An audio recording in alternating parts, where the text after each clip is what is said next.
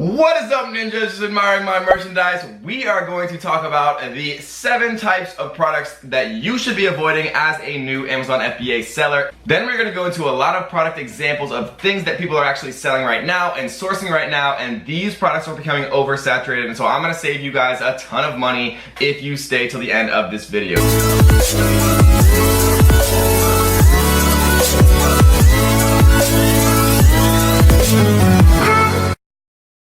So the first type of product that we want to avoid selling is breakable. And what I mean by this, guys, is things that are going to break in transit. So we're talking about glass here, we're talking about ceramic here, we're talking about, complicated technology or things with a lot of moving pieces that have a potential to break while in transit.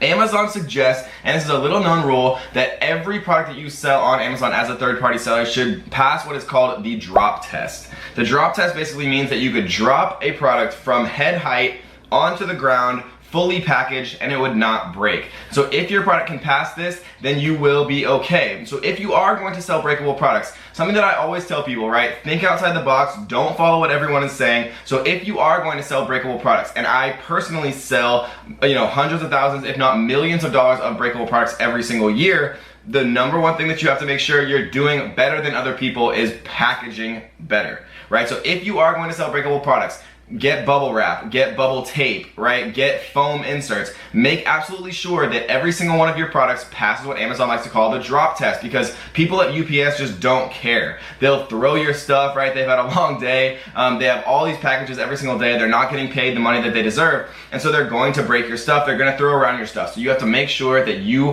have what it takes from a packaging perspective to keep your products safe.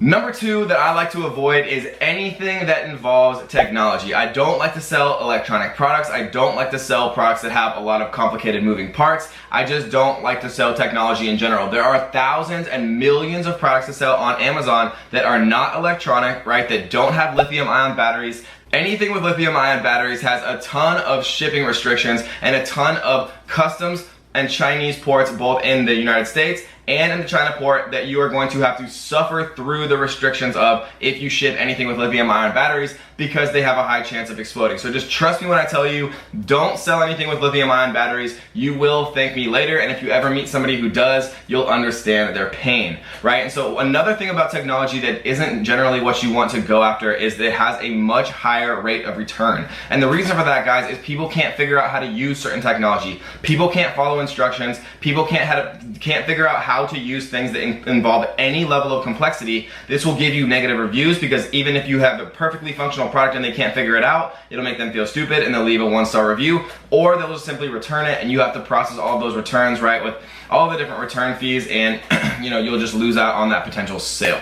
The third thing that I recommend staying away from is anything that you need an FDA approval for, right? So this is something that goes inside of your mouth, right? We're talking about snoring. We're talking about anything that goes in a baby's mouth. We're talking about any type of products that could be categorized as needing an FDA approval, right? So before you actually go into selling a product, what I always recommend people do is reach out to seller support, right? Open a chat with seller support, get it in writing, ask them. Find an ASIN or a product that is very similar to what you're considering sourcing, and ask seller support via chat if it is okay to sell this specific product. And once they tell you in writing yes or no, ask if there's any gating restrictions, any types of restrictions of any kind for your particular account selling this particular product. And if they say yes, then you are at a much higher likelihood of not having any more problems down the line as far as requiring an FDA certificate or any type of kind of health certificate that you didn't otherwise know you needed for that product. The third type of product that I like to stay away from is anything that is patented or trademarked. And what I mean by that, guys, is something that could be patented, for example, is like Velcro, right? Something that could be trademarked is like Kevlar or Nike, right? So